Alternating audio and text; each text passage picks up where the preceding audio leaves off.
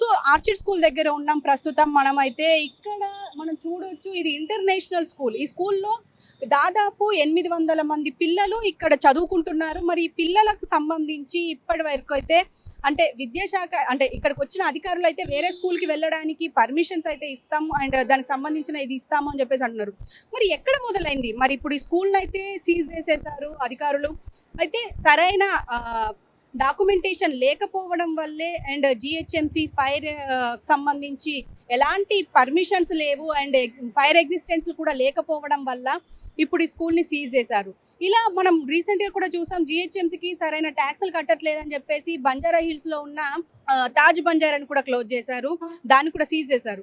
అయితే అదే తరహాలో ఆస్ట్రేజ్ ఇంటర్నేషనల్ స్కూల్ని కూడా సీజ్ చేశారు. మరి దీనికి సంబంధించి మనం మాట్లాడుకుంటే మాత్రం ఇక్కడ చూడొచ్చు, మొత్తం బోర్డు అయితే పెట్టేశారు. మరి స్కూల్ని ఇవాళ నుంచి క్లోజ్ చేస్తున్నామని చెప్పేసి మనం ఇన్ఫ్రాస్ట్రక్చర్ కూడా చూడొచ్చు. ఇంత అంటే ఇంత అంటే పిల్లలు ఆడుకోవడానికి కానీ స్పోర్ట్స్కి సంబంధించింది కానీ మొత్తం మంచి చాలా బాగుంది అని చెప్పుకోవచ్చు. అయితే దీనికి సంబంధించి అయితే విద్యాశాఖ అంటే దీని గురించి మాట్లాడుకోవాలంటే విద్యాశాఖ నిబంధనలు పాటించకుండా వ్యవహరించినందుకే ఇక్కడున్న అంటే లంగరౌజ్లో ఉన్న ఆస్ట్రిచ్ ఇంటర్నేషనల్ స్కూల్ని ఇవాళ అధికారులు అయితే వచ్చి క్లోజ్ చేశారు. అయితే ఈ పాఠశాలకైతే ఫైర్, ట్రాఫిక్, జిహెచ్ఎంసీ అనుమతులు ఏం లేవు అని అంటున్నారు. వీటిని వెంటనే సమకూర్చుకోవాలి అని చెప్పేసి దాదాపు 2 నెలల ముందే వీళ్ళకి ఒక నోటీసులు అయితే ఇచ్చారు. కానీ దానికి స్పందించకుండా యాజమాన్యం వ్యవహరించింది అని అయితే అంటున్నారు. అయితే ఇచ్చిన గడువు ముగియడంతో ఇవాళ రీజనల్ జాయింట్ డైరెక్టర్ విజయలక్ష్మి ఆవిడ ఇచ్చారు ఆస్ట్రేజ్ ఇంటర్నేషనల్ స్కూల్ని సీజ్ చేయాలి అని చెప్పేసి. అయితే ఇక్కడ గోల్కొండ ఆఫీస్ మండలం డిప్యూటీ ఎడ్యుకేషన్ ఆఫీసర్ రమణరాజు ఆయన సిబ్బందితో వచ్చి ఇవాళ తాళం వేసి సీజ్ చేశారు. అయితే ఇప్పుడు ఇక్కడ మనం ఆలోచించాల్సింది ఏంటి అని అంటే, ఇప్పుడు తల్లిదండ్రులకు వచ్చే బాధలు ఏంటి ఇప్పుడు మనం ఆలోచించాలి అంటే, ప్రస్తుతం స్కూల్లో నర్సరీ నుండి 8వ తరగతి వరకు అయితే ఇప్పుడు నడుస్తుంది.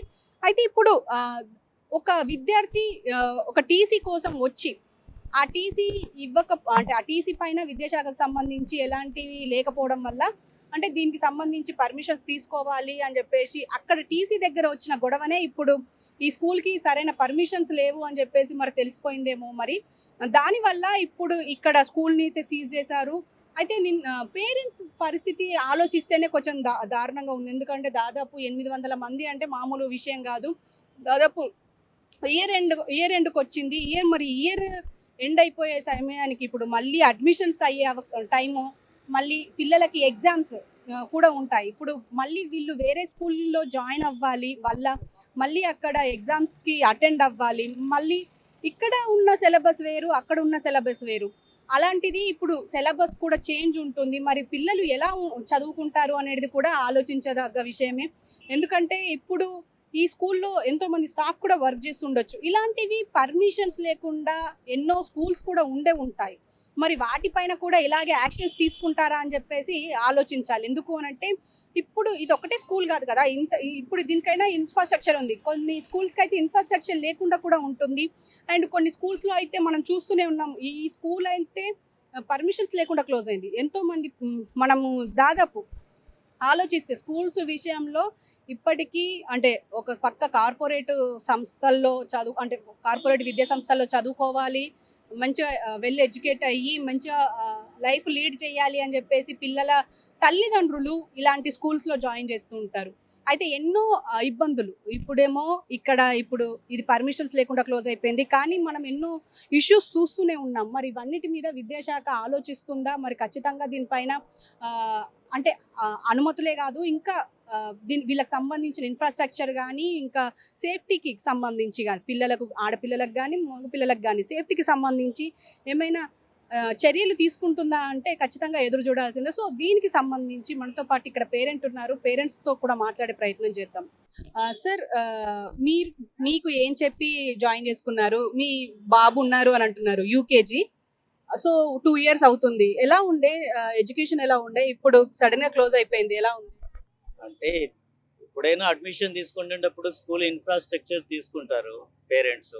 స్కూల్ ఇన్ఫ్రాస్ట్రక్చర్ బాగుంది అనేసి అందరు అనుకుంటే మేము కూడా వచ్చి పిల్లలను జాయిన్ చేశాము. కాకపోతే ఇక్కడ జరిగింది ఏంది అంటే ఈ బిల్డింగ్ పర్మిషన్ లేదు. బల్దియా నుంచి జిహెచ్ఎంసి నుంచి పర్మిషన్ లేదు. అది ఎవరికి తెలియదు. కాబట్టి మెయిన్ డిఫాల్ట్ ఏమైపోయిందంటే ఇక్కడ జిహెచ్ఎంసి పర్మిషన్ లేకపోవడం వల్ల అటు మీ ఎడ్యుకేషన్ డిపార్ట్మెంట్ కానీ, ఇటు వచ్చేసి ట్రాఫిక్ కానీ, అటు వచ్చేసి వేరే సంబంధించిన ఫైర్ ఎస్టింగ్విష్ కానివ్వండి, ఈ వేళల్లో వాళ్ళు పర్మిషన్ ఇవ్వలేదు. కాబట్టి వాళ్ళకు నామినల్లీగా పర్మిషన్ ఇచ్చేటువంటి ఏదో క్లాస్ 1 to 5 అది ఇవ్వలేకపోయినారు.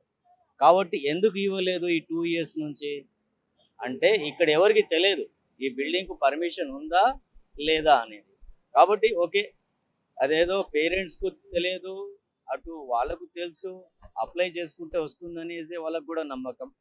ఇక్కడ కూడా ఈ ఎడ్యుకేషన్ డిపార్ట్మెంట్లో కొందరు డబ్బులు తీసుకుంటారు, వాళ్ళు కూడా మనకు తెలిసినటువంటి సమాచారాన్ని కరెక్ట్గా ఇవ్వరు. కాబట్టి ఈ మేనేజ్మెంటు పేరెంట్స్ మధ్యన ఎటువంటి క్లోజ్గా ఉంది, ఇక్కడ మనం ఓపెన్ చేయొచ్చా, పిల్లల్ని తీసుకోవాలా చేయకూడదా అనేది పేరెంట్స్ తెలియలేకపోయింది. ఇక్కడ మీకెప్పుడు తెలిసింది? ఇది 1 month అట్లా ఇట్లా పర్మిషన్ లేదు ఈ బిల్డింగ్కు. పేరెంట్స్ ఇట్లా కొంచెం అగ్రెసివ్గా మాట్లాడుతున్నారు, ఏం చేయాలా అనేసి తెలిసింది. ఏదైనా ఇంత సీరియస్గా అవుతుందని ఏ పేరెంట్ అనుకోలేదు. అంటే సీల్ చేస్తారు స్కూల్ కానీ ఎవరు ఎక్స్పెక్టేషన్ చేయలేదు. ఫెసిలిటీస్ ఏముండే, మీకు ఏం చెప్పారు? ఇన్ఫ్రాస్ట్రక్చర్ వరకు పర్వాలేదు మేడం, ఇన్ఫ్రాస్ట్రక్చర్ బాగుంది, బిల్డింగ్ బాగుంది, కొత్తగా బిల్డింగ్ కట్టారు, ఏసీలు కానివ్వండి, ఫ్యాన్లు కానివ్వండి, ఇక్కడ స్విమ్మింగ్ పూల్ కానివ్వండి, లోపల యాక్టివిటీస్ అవన్నీ వరకు బాగానే ఉన్నాయి. స్కూలు ఇన్ఫ్రాస్ట్రక్చర్ ఎడ్యుకేషన్ వరకు పర్వాలేదు.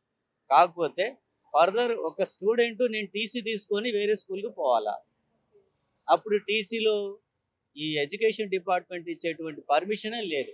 1 to 5 అనుకుంటున్నాను నేను, అది ముందు ఇస్తుంది, తర్వాత 2 years తర్వాత 7 అప్గ్రేడ్ చేస్తారు, 7, 8, 9 అట్లా అప్గ్రేడ్ చేస్తారు. ఈ అప్గ్రేడ్ గ్రేషనే అక్కడ 2 years నుంచి జరగలేదు. కాబట్టి వీళ్ళు ఇంకా లాస్ట్ మూమెంట్ వరకు ట్రై చేశారు. వాళ్ళు ఈ పర్మిషన్ లేదు కాబట్టి, మెయిన్ లేదు అసలు పర్మిషన్ లేదు కాబట్టి జిహెచ్ఎంసి వాళ్ళకు తెలిపోయింది. ఇప్పుడు అంటే మీకు ఏమైనా పిల్లలకు తరపున అంటే పిల్లలు అందరూ వేరే స్కూల్కి వెళ్ళాలి కాబట్టి వాళ్ళు ఏమైనా చెప్పారా? అంటే అధికారులు ఏమైనా? అధికారులు ఇంతకుముందు తెలియలేదు, ఏమీ తెలియదు. అట్లా అంటే ఇప్పుడు మనకు ఎడ్యుకేషన్ డిపార్ట్మెంట్ నుంచి వాళ్ళు రావాలా ఇల్లు ఇవ్వాలా అనేది ఏం తెలియదు. కాకపోతే ఈ పేరెంట్స్ టీసీ కావాలా అని ఎప్పుడైతే వాళ్ళు అప్లికేషన్ పెట్టారో అప్పుడు కొన్ని విషయాలు బయటపడ్డాయి. ఇంకోటి కూడా వీళ్ళు బ్లాక్లు పెట్టడానికి రీజన్ ఏంటంటే ఒక పేరెంట్ టీచర్స్ అనేది ఒకటి అసోసియేషన్ పెట్టాలా. అది ఉంటే ఇప్పుడు స్కూల్లో జరిగే ప్రతి విషయము ఆ పేరెంట్కి తెలుస్తుంది. కాబట్టి ఆ పేరెంట్లో కమిటీ ఉంటుంది కాబట్టి వాళ్ళు మంచి చెడ్డ అనేది ఆలోచిస్తారు. ఆ కమిటీ అనేది ఇక్కడ లేదు, ఫామ్ చేయలేదు. చాలా కొన్ని విషయాలు ఇక్కడ బ్లాక్ చేసి పెట్టినారు. కాబట్టి మనము దాన్ని ఎవరిని నిందించవలసిన అవసరం ఉందంటే మెయిన్గా ఈ 2 years నుంచి స్కూల్ నడుస్తుంది. ఎడ్యుకేషన్ డిపార్ట్మెంటు ఎటువంటి ఇనిషియేటివ్గా మీరు ఎందుకు నడుపుతున్నారని ఒక నోటీస్ అనేది కూడా ఇవ్వలేకపోయింది. వాళ్ళు ఏం చెప్తున్నారు, ఇప్పుడు తెలిసినప్పుడు మేము అప్రోచ్ అయినాము అంటున్నారు. అప్రోచ్ ఎప్పుడు అవుతుంది? మీ దగ్గర డాక్యుమెంటేషన్ అంటే జిహెచ్ఎంసివి పర్మిషన్ ఉంటేనే కదా, అదే లేదు, మీరు ఎట్లా అప్రోచ్ అవుతారు? That is the main default అనమాట. అక్కడ తెలుసుండేది. ఫైనల్ గా పేరెంట్స్ కదా మోసపోయింది, అంటే ఫీజులు లక్షల్లో కట్టి ఉంటారు. That's a big huge loss for the parents. 1,20,000 అట్లా అంటే బుక్స్ వచ్చేస్తాయి, అడ్మిషన్ ఫీజులు, మంత్లీ ఫీజులు, టర్మ్ ఫీజులు, ఇవన్నీ వచ్చేసి ఒక పేరెంట్కు 1,20,000-30,000 వరకు they have to afford in the completely. కాకపోతే ఇక్కడ జరిగింది ఏంటంటే ఇప్పుడు లాస్ అయిన ఈ అకాడమిక్ ఇయర్కు ఏం కాదు కాబట్టి మార్చి ఎండ్ అయిపోతుంది. That's not a big issue. వీళ్ళు ఇష్యూ ఇస్తారు, ఇది ఏదో 2nd class ఉంది, 3rd class కూడా పర్మిషన్ ఇస్తారు, వెళ్ళిపోరు. మళ్ళా అక్కడ పేరెంట్స్ వేరే స్కూల్ పోవాలంటే they have to again investment, మళ్ళా షాపింగ్ చేయాలా, మళ్ళా షాపింగ్ చేయాల్సి వస్తుంది, స్కూల్ షాపింగ్ అవుతుంది మళ్ళీ ఇక్కడ. అంటే ఇక్కడ జరిగేటువంటి ప్రతి విషయానికి మినిస్ట్రీ, ఈ డిపార్ట్మెంట్, ఎడ్యుకేషన్ డిపార్ట్మెంట్ ఎందుకు ఇంత నిర్లక్ష్యంగా వ్యవహరించింది? ఎందుకు ఇంత నిర్లక్ష్యంగా వ్యవహరించింది? దీని వెనకాల మన షబ్బీర్ సార్ అని ఒక పేరెంట్ టీచర్స్ అసోసియేషన్ ఒక ఆయన ఉన్నారు, ప్రైవేట్ టీచర్స్. ఆయన కూడా చాలా లేవనెత్తారు ఈ విషయం మీద. అంటే కొందరు ఆఫీసర్స్ డబ్బులు తీసుకొని వీళ్ళకు టెంపరీగా రన్ చేసుకోమని ఇటువంటి వీడియోలు ఉన్నాయి, చాలా వచ్చాయి, పేపర్లు వచ్చాయి, అవి వచ్చాయి. కానీ ఇవన్నీ ఇప్పుడు చెప్పి వాళ్ళకు మనము పేరెంట్స్కి అయితే మేము సాటిస్ఫాక్షన్ చేయలేము. పేరెంట్స్ ఎట్లా ఉంటుంది, ఎంతవరకు పిల్లోడు మంచిగా పోతున్నాడా స్కూల్కు, లేదా చదువుకున్నాడా లేదా. ఇంత కార్పొరేట్ సెక్టార్స్లో ఇన్ని ఫీజు వసూలు చేస్తున్నా కానీ ఇప్పుడు చేసిన విద్యా కమిషన్ ఏం చేసింది అంతవరకు తెలియదు. కమిషన్ వేశారు రేవంత్ రెడ్డి గారు. ఆ కమిషను ఈ ఫీజులు కానీ ఇంతవరకు ఎటువంటి ఇన్వెస్టిగేషన్ స్టెప్ తీసుకోలేదు, అంతవరకు అక్కడే ఉంది. దాని గురించి స్పెషల్ చైర్మన్ కూడా అపాయింట్ చేశారు వీళ్ళు. ఆ చైర్మన్ కూడా సార్ తెలుసు, ఆయన కూడా ఏపీలో పనిచేసి ఇక్కడికి వచ్చి డిప్యూట్ చేసుకొని పని చేయమని నాకు చెప్పాడు. ఎందుకు కాలేదు ఇవన్నీ, ఎందుకు లేట్ అవుతున్నాయి? గవర్నమెంట్ ఒక సర్టెన్ స్టెప్ తీసుకోవడానికి ఎంత టైం తీసుకుంటుందా? అంటే 2 సంవత్సరాలు అయిపోయింది, 2 సంవత్సరాల వరకు వీళ్ళు ఏం చేశారు? That's main question. క్వశ్చన్. ఎవడైనా వ్యాపారం చేసేవాడు నేను 4 పైసలు సంపాదించాలనే కార్పొరేట్ సెక్టర్ ఓడిస్తాడు. కానీ ఇక్కడ పిల్లలతో కానీ ఈ వైద్యము కానీ ఈ చదువు దాని మీద చాలా నిర్లక్ష్యం వహించారు గత ప్రభుత్వము. ఇప్పుడు ఉన్న ప్రభుత్వం కూడా ఇంతవరకు ఏమీ చేయలేదు, పట్టించుకోలేదు అని చెప్పేసి. అండ్ ఇలాంటి కార్పొరేట్ స్కూల్లో పేరెంట్స్ కూడా ఒక యూనిటీ మీద ఉంటే బెటర్గా ఉంటుంది అని చెప్పేసి కూడా సగటు విద్యార్థి తండ్రి ఇప్పుడు ఆవేదన వ్యక్తం చేస్తున్నారు. సో చూద్దాం మరి నెక్స్ట్ గవర్నమెంట్ దీనిపైన ఇంకా యాక్షన్ తీసుకోవాలి. ఎందుకంటే పిల్లల ఎడ్యుకేషన్ ఇంపార్టెంట్ కాబట్టి ఇన్ఫ్రాస్ట్రక్చర్ ఇవన్నీ ఉన్నప్పటికీ అంతా బాగానే ఉంది. కానీ ఇక్కడ పర్మిషన్ లేకపోవడం వల్ల ఇప్పుడు 800 మంది పిల్లలు ఇప్పుడు వేరే స్కూల్కి ట్రాన్స్ఫర్ అవ్వాల్సి వస్తుంది. మరి అక్కడికి వెళ్ళిన తర్వాత కూడా మేము డొనేషన్లు అని చెప్పేసి మళ్ళీ స్కూల్కి సంబంధించిన యూనిఫామ్లు మళ్ళీ ఒక కొత్త షాపింగ్ చేయాల్సి ఉంటుంది స్టూడెంట్కి సంబంధించి అని చెప్పేసి అయితే అంటున్నారు. సో చూద్దాం మరి దీనిపైన గవర్నమెంట్ కానీ ఇటు విద్యాశాఖ కానీ ఎలాంటి యాక్షన్ తీసుకుంటుంది. ఇంకా స్కూల్స్ ఇదే కాదు, ఇంకా